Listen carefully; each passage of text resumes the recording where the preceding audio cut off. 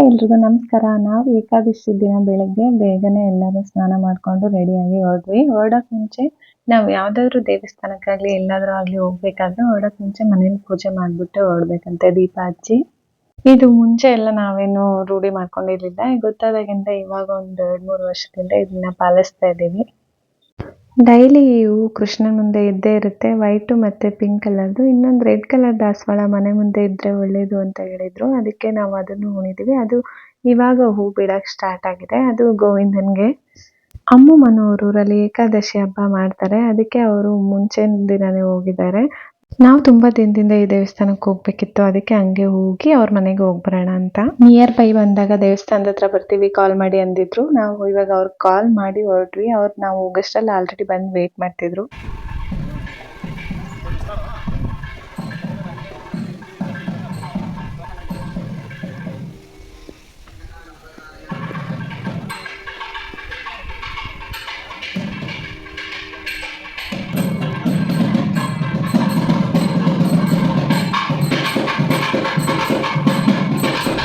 ಇವತ್ತು ದೇವಸ್ಥಾನದಲ್ಲಿ ವಿಶೇಷವಾದ ಪೂಜೆ ಇದ್ದಿದ್ದರಿಂದ ಜನನೂ ಹಂಗೆ ಇದ್ರು ದೇವಸ್ಥಾನದ ತುಂಬ. ನಾವು ಸ್ವಲ್ಪ ಹೊತ್ತು ಹೊರಗಡೆ ನಿಂತಿದ್ವಿ, ಯಾಕಂದ್ರೆ ಒಳಗಡೆ ಹೋದ್ರೆ ಅಕಸ್ಮಾತ್ ಶಕೆ ಆದ್ರೆ ಪಾಪು ಗಲಾಟೆ ಮಾಡ್ಬಿಡ್ತಾನೆ ಅಂತ. ಮಂಗಳಾರತಿ ಟೈಮ್ಗೆ ಒಳಗಡೆ ಹೋದ್ವಿ.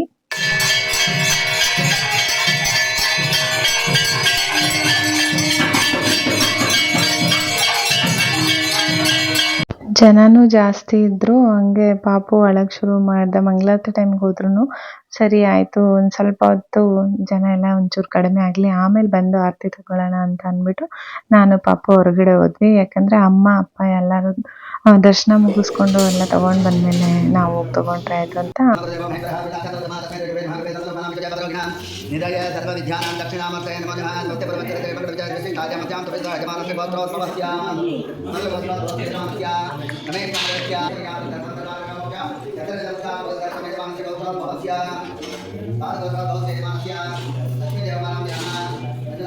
ಆಮೇಲೆ ಅಪ್ಪ ಅರ್ಚನೆ ಮಾಡ್ಸೋಣ ನಾವು ಅಂತ ಅಂದರು. ಅರ್ಚನೆ ಎಲ್ಲ ಮಾಡಿಸ್ಬಿಟ್ಟು ಬಂದು ಪ್ರಸಾದ ತಿನ್ಕೊಂಡು ಹೋಗೋಣ ಅಂತ ಪ್ರಸಾದ ತಿಂತಿದ್ವಿ. ಆದರೆ ತಿನ್ನೋಕ್ಕೂ ಭಯ, ಅವ್ರ ಮನೇಲಿ ಹೋಗಿ ಮತ್ತೆ ತಿನ್ನಬೇಕು ಅಂತ.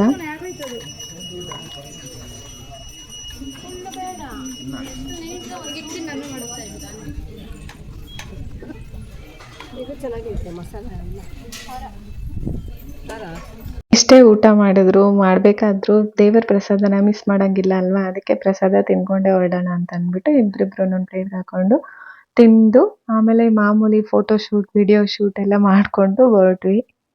ಇವರಿಬ್ರು ಫೋಟೋ ಶೂಟ್ಗೆ ಹೋಗಿದ್ರು ನೋಡಿ, ಇವಾಗ ಬರ್ತಾ ಇದ್ದಾರೆ.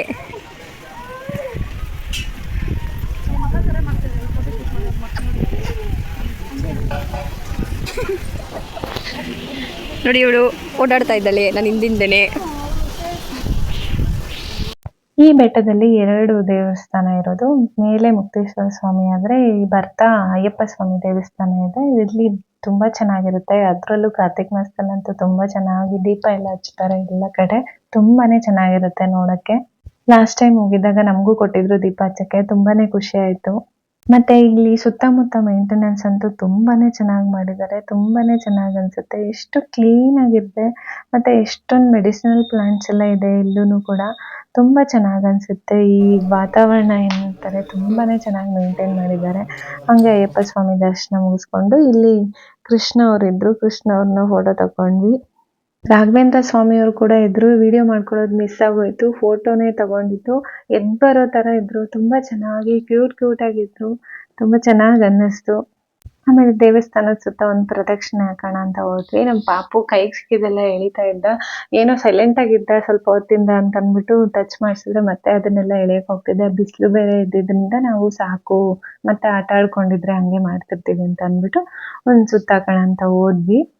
ಅಲ್ಲಿ ಸುತ್ತಾಕೋಣ ಅಂತ ಹೋದಾಗ ಶಂಖಪುಷ್ಪ ಹೂವು ಬ್ಲೂ ಕಲರ್ದು ನಾವು ತುಂಬ ದಿನದಿಂದ ಹುಡುಕ್ತಿದ್ವಿ. ಇದು ಹೆಣ್ಣು ಗಿಡ ಅಂತೆ, ಗಂಡು ಗಿಡ ಅಂದರೆ ವೈಟ್ ಕಲರ್ ಫ್ಲವರ್ಸ್ ಬಿಡುತ್ತಲ್ಲ ಅದಂತೆ. ನಮ್ಮ ಅಜ್ಜಿ ಹೇಳ್ತಿದ್ರು, ನಮಗೆ ಗೊತ್ತಿಲ್ಲ, ಬಟ್ ಬ್ಲೂ ಕಲರ್ದು ಮನೆ ಹತ್ರ ಮನೆ ಮುಂದೆ ಇದ್ದರೆ ಒಳ್ಳೆಯದು, ಮತ್ತು ಇದ್ರದ್ದು ಟೀ ಕೂಡ ಕುಡಿದ್ರೆ ಒಳ್ಳೆಯದು ಅಂತ ಅಂದ್ಬಿಟ್ಟು ನಾವು ಇದು ಸಿಕ್ತಲ್ಲ ಹೆಂಗಿದ್ರು ಇಷ್ಟೊಂದು ದಿನದಿಂದ ಹುಡುಕ್ತಿದ್ವಿ ಅಂತ 4-5 ಒಣಗಿರೋ ಕಾಯಿ ಎತ್ಕೊಂಡು ಅಲ್ಲಿಂದ ಹೋದ್ವಿ.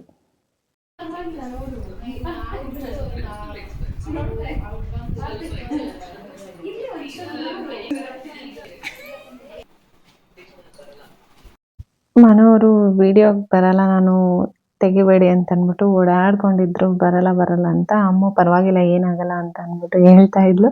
ಆದ್ರೂ ಅವ್ರು ಹಂಗೆ ಬಚ್ಚಿಟ್ಕೊಂಡು ಓಡಾಡ್ತಿದ್ರು. ನಾನು ಫೋನ್ ಹಿಡ್ಕೊಂಡಿದ್ದು ನೋಡಿದ್ರೆ ಸಾಕು. ನಾನೇ ಪಾಪುನ ನಿದ್ದೆ ಮಾಡಿಸ್ತೀನಿ ಅಂತ ತೂಗಕ್ಕೆ ಬಂದ್ಲು. ನಾನು ಸರಿ ಆಯ್ತು ನಾನು ನಿದ್ದೆ ಮಾಡ್ತೀನಿ ಅಂತ ಅಂದೆ.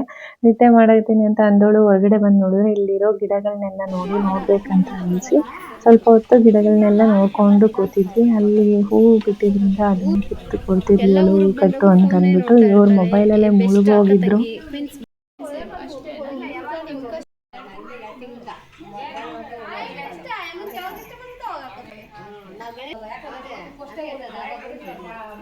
ಅವರೆಲ್ಲ ಆಚೆ ನಿಂತು ಮಾತಾಡ್ತಿದ್ರೆ ಮನೆಯವರೆಲ್ಲ ಹೋಗಿದ್ರು. ಅಪ್ಪ ಒಬ್ಬರೇ ಕೂತಿದ್ರು ಅಂತ ಬಂದು ನಾನು ಅಪ್ಪ ಸ್ವಲ್ಪ ಹೊತ್ತು ಮಾತಾಡ್ಕೊಂಡು ಕೂತಿದ್ವಿ. ಅದಾದ್ಮೇಲೆ ಊಟ ಮಾಡಿ ಅಂತ ಹೇಳ್ತಿದ್ರು ಅವರು. ಊಟ ಮಾಡೋಣ ಸರಿ ಒಂದೇ ಸರಿ ಊಟ ಮಾಡ್ಬಿಟ್ಟೆ ಮಲ್ಕೊಳ್ಳೋಣ ಅಂತ ಅನ್ಕೊಳ್ಳೋಷ್ಟರಲ್ಲಿ ನೇರಳೆ ಹಣ್ಣು ತಗೊಂಡ್ ಬಂದ್ರು. ನೇರಳೆ ಹಣ್ಣು ಯಾರಿಗಿಷ್ಟ ಇರಲ್ಲ ಹೇಳಿ. ಆದ್ರೆ ನಾನು ಇವಾಗ ಇನ್ನೊಂದು ವರ್ಷದವರೆಗೂ ತಿನ್ನಂಗಿಲ್ಲ ಅಷ್ಟೇ. ಪ್ರೆಗ್ನೆನ್ಸಿಲಿ ಕೂಡ ತಿನ್ಬೋದು. 5 ರಿಂದ 6 ತಿಂದ್ರೆ ಏನಾಗಲ್ಲ. ಕೆಲವ್ರ ಮನೇಲಿ ಕೊಡೋದಿಲ್ಲ. ಪಾಪುಗೆ ಕೆಮ್ಮು ಬರುತ್ತೆ ಅಂತ ಪ್ರೆಗ್ನೆಂಟ್ ಟೈಮಿಂದಾನೇ ಕೊಡಲ್ಲ ಕೆಲವರು. ಬಟ್ ಹಂಗೇನಿಲ್ಲ, ಆರಾಮಾಗಿ ಕೊಡ್ಬೋದು, ಆರಾಮಾಗಿ ತಿನ್ಬೋದು. ಪಾಪುಗೂ ಕೂಡ ಬ್ರೈನು ಮತ್ತೆ ಹಾರ್ಟಿಗೆಲ್ಲ ಒಳ್ಳೇದಿದು.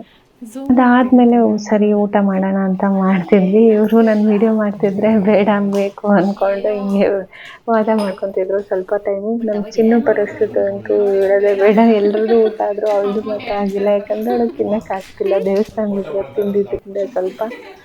ಅವಳು ಮಾಮೂಲಾಗೆ ಊಟ ಮಾಡೋದು ಕಡಿಮೆ, ತಿನ್ನೋದೇ ಇಲ್ಲ. ಎಷ್ಟೋ ತಿಂತಾ ಇರ್ತಾಳೆ. ಅಂಥದ್ರಲ್ಲಿ ಇವತ್ತು ಮನೇಲಿ ತಿಂದು ಮತ್ತೆ ದೇವಸ್ಥಾನದ ಸ್ವಲ್ಪ ತಿಂದಿದ್ದಕ್ಕೆ ಇವ್ರ ಮನೇಲಿ ತಿನ್ನಕ್ಕೆ ಆಗ್ತಿರ್ಲಿಲ್ಲ ಅವಳ ಕೈಲಂತೂ. ಅದನ್ನೇ ಕಾಮಿಡಿ ಮಾಡ್ಕೊಂಡು ಅಮ್ಮ ಅವಳಿಗೆ ವಿಡಿಯೋ ಮಾಡ್ಕೊಂಡು ಕೂತಿದ್ಲು. ವಿಡಿಯೋ ಮಾಡ್ತಿರೋದಕ್ಕಾದ್ರೂ ತಿಂತಾಳೆ ಅವಳು ಅಂತ ಎಲ್ಲರೂ ಹಂಗೆ ರೇಗಿಸ್ತಿದ್ರು. ಪೂಜೆ ಎಲ್ಲ ಚೆನ್ನಾಗಿ ಮಾಡಿದ್ರು. ನಿನ್ನೆ ಮತ್ತೆ ಅಂದ್ರೆ ಏಕಾದಶಿ 2 ದಿನ ಪೂಜೆ ಮಾಡಿದ್ರಿಂದ ತುಂಬಾ ಚೆನ್ನಾಗಿತ್ತು. ಅದಕ್ಕಿಂತ ಈ ದೇವ್ರ ಮನೆ ಮುಂದೆ ಕಂಬ ಹಾಕಿದ್ದಾರೆ. ಇದು ಕಲರ್ಸ್ ಚೇಂಜ್ ಆಗ್ತಾ ಇರುತ್ತೆ. ಇದು ಒಂಥರ ಹೈಲೈಟ್ ಅಂತಾನೆ ಹೇಳ್ಬೋದು. ತುಂಬಾನೇ ಚೆನ್ನಾಗಿ ಅನ್ಸುತ್ತೆ. ಇನ್ನೇನು ಹೊರಡ್ಬೇಕು ಅನ್ನೋವಾಗ ಈ ಕಾಯಿ ಕಾಣಿಸ್ತು. ಇದೇನಿಲ್ಲ, ಗೋಡಂಬಿ ಅಂತಾರಲ್ಲ ಅದ್ರದ್ದು ಹಸಿದು. ಇದ್ರದ್ದು ಸಾಂಬಾರೇನೋ ತುಂಬಾನೇ ಚೆನ್ನಾಗಿರುತ್ತಂತೆ ಹೇಳಿದ್ರು ಅವರು. ಅವರೆಲ್ಲ ತಿಂದಿದ್ದಾರಂತೆ. ನಾನು ಅದಕ್ಕೆ ನಾವು ತಿನ್ನಬೇಕು, ಟೇಸ್ಟ್ ನೋಡ್ಬೇಕು ಅಂದಿದ್ದಕ್ಕೆ ಅಮ್ಮ ಕ್ಲೀನ್ ಮಾಡಿ ಎತ್ಕೊಂಡ್ರು. ಆಮೇಲೆ ಅಲ್ಲಿಂದ ಹೊರಟು ಬರ್ತಾ ಚಮಚಮ್ ತಿನ್ಕೊಂಡು ಇನ್ನೇನು ಮನೆಗೆ 7 o'clock ಅರೌಂಡ್ 7 ರೀಚ್ ಆದ್ವಿ.